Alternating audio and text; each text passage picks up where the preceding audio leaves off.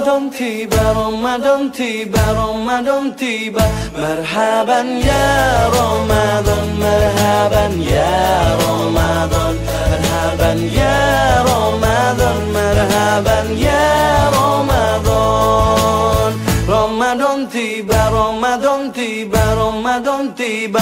Marhaban ya Ramadan, marhaban ya Ramadan, marhaban ya Ramadan, marhaban ya Ramadan.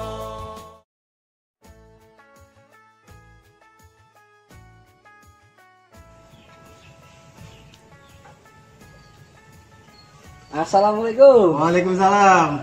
Alhamdulillah. Baik, sehat. Sehat. Kebenaran banget ini.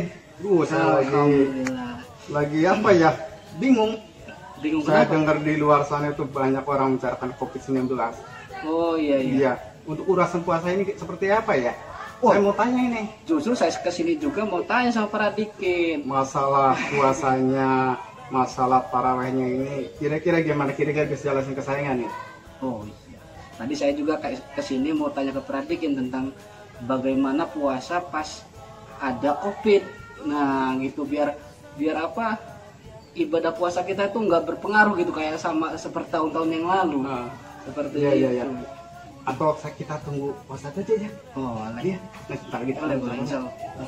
Biar lebih ini Iya, jelas. biar lebih betul, kita lebih jelas lah, yang pasti lebih jelas. Ya, insya Allah.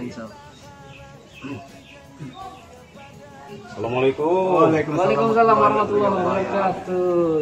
Ini dia kita tunggu-tunggu ini Pak Ikin. Lagi ngobrol-ngobrol ya? Lagi ngobrol-ngobrol nih Pak Ustadz. Urusan Iya. COVID-19 ini Pak Ustadz, bagaimana untuk mengatasinya supaya ibadah kita lebih khusyuk, mantap yang pasti itu. Ya, sambil sore-sore gini enak ya kita ngobrol-ngobrol seputar Ramadan nih. Sambil nunggu buka puasa. Iya. Jadi tadi lagi ngobrolin gimana ibadah di bulan Ramadan ini dalam situasi COVID ya, banyaknya wabah ini ya. Masya Allah, memang cukup berbeda lah, cukup berat ya kita puasa dalam suasana COVID ini.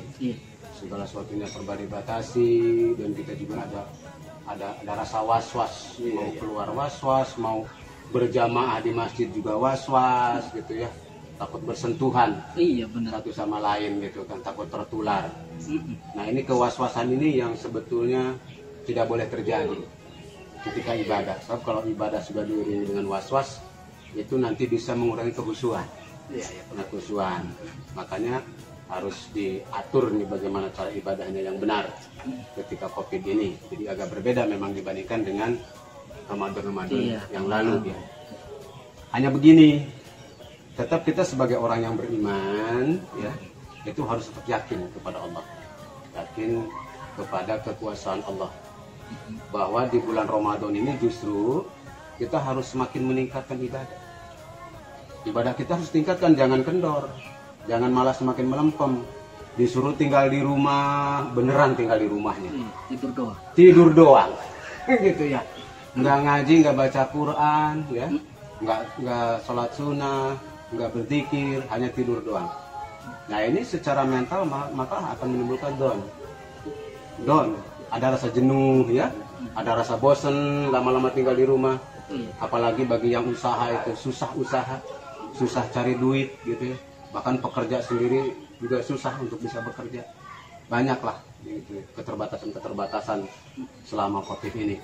Nah justru di situ harus ditingkatkan ibadahnya supaya hati kitanya tentram, hati kitanya adem.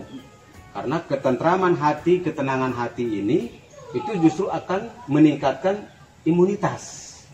Iya. Jadi imunitas, kekebalan tubuh kita akan meningkat, akan lebih baik apabila hati dan pikiran kitanya tenang. Semangat ya. Semangat gitu.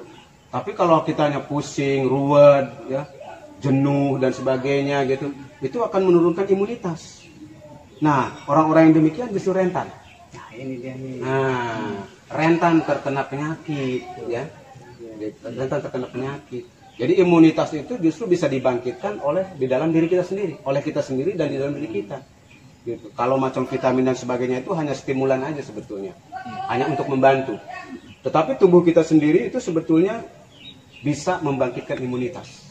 dengan berolahraga, dengan berjemur dan sebagainya ya. Nah, kemudian jangan salah. Ini yang harus kita gaungkan terus. Kita gaungkan terus bahwa kalamullah itu justru akan meredam penyakit-penyakit ini. Penyakit ini akan meredam apabila dibacakan kalamullah. Kan sudah terbukti ya. Kita lihat di YouTube ya, di negara Jerman, di negara Eropa dan sebagainya ini sekarang sedang gandrung untuk melantunkan suara azan. Seperti di Jerman. Di Jerman ya, di Eropa, di Spanyol. Bahkan di toko-toko orang Yahudi kita lihat di YouTube itu dibacakan murotal Quran di toko-tokonya itu. Nah, ini mereka orang yang kafir saja itu sudah meyakini bahwa Al-Quran ini apabila dikumandangkan itu akan memperkecil virus. Nah, gitu. Kenapa demikian? Karena sebetulnya di dalam Al-Quran itu sudah disyaratkan oleh Allah. Di dalam Al-Quran itu tentang kemukjizatan Al-Quran untuk menjadi penyembuh dan juga untuk mengatasi berbagai macam penyakit, termasuk makhluk Allah yang namanya corona ini. Di dalam Al-Quran kita dengar, A'udzubillahi minasyaitonirrajim, Bismillahirrahmanirrahim. Wa nunazzilu minal Qur'ani ma huwa shifaa'u wa rahmatul lil mu'minin wa la yazidu zalimina illa khasar. Dan diturunkan Al-Quran ini, diturunkan oleh Allah Al-Quran ini yang di dalamnya itu terdapat obat, syifa dan rahmat bagi orang-orang yang iman, yang beriman, yang mukmin. Jadi Al-Quran ini justru menjadi obat, bisa menjadi obat dan juga menjadi rahmat bagi orang-orang yang beriman, bagi yang yakin. Nah, kenapa kita orang-orang Muslim ini justru tidak mau mendengarkan firman Allah tadi? Nah, itulah kenapa orang-orang kafir, kemudian orang-orang non-Muslim ya di Eropa Barat dan sebagainya itu menyenandungkan azan, kemudian murotal Quran tadi. Nah, karena maksud dengan ayat itu sebetulnya Al-Quran ini akan menjadi obat bagi orang-orang, bagi manusia. Obat di sini bisa obat hati maupun obat untuk penyakit-penyakit lahiriah. Nah, gitu. Obat penyakit hati apa? Apabila dibacakan Al-Quran, kita mendengar suara azan, kan terasa sejuk di hati kita ya. Kemudian kalau berzikir juga hati kita menjadi tenang. Nah, dengan tenangnya hati ini imunitas kita naik, menjadi lebih baik gitu kan. Daya tahan tubuh kita baik, tidak rentan terkena oleh penyakit. Walaupun sedang sakit juga insya Allah lama-lama sembuh dengan pengaruh suara Al-Quran. Apalagi kita baca sendiri, zikir kita baca sendiri gitu ya. Dan memang Pak Gitra dan Pak Dikir, sesungguhnya ayat Al-Quran ini apabila dibacakan kepada makhluk-makhluk Allah yang lain selain manusia, itu semuanya mengkerat, semuanya takut sebetulnya. Gunung apabila dibacakan ayat Al-Quran, gemetar itu gunung. Pohon-pohon apabila dibacakan ayat Al-Quran, mereka bertasbih. Termasuk juga binatang-binatang lain apabila dibacakan ayat Al-Quran, mereka itu bertasbih kepada Allah, memuji kebesaran Allah. Hanya kadang-kadang manusia.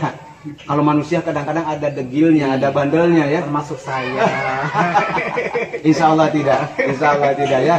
Gitu. Pelan-pelan insya Allah. Ya. Dengan Al-Quran akan memperbaiki kondisi kita. Dengan zikir akan memperbaiki kondisi hati kita. Amin. Nah, jadi kalau makhluk Allah yang lain itu semuanya bertasbih apabila dibacakan Al-Quran. Mereka tunduk kepada ketentuan Allah, tunduk kepada kalam Allah.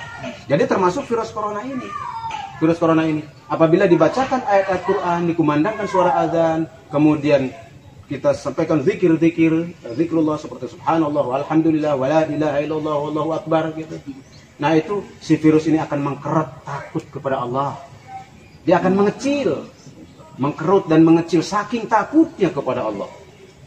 Ketika dibacakan ayat-ayat Allah itu, dia takut. Makanya makin lama virus itu makin mengecil dan akhirnya hilang. Nah, itu. Jadi kan sering juga kan kalau kita misalkan minta doa sama kiai kan? Iya. Nah, seperti juga dalam kitab Tibun Nabawi, Rasulullah itu apabila mengobati orang yang sakit itu biasanya cukup dengan air putih.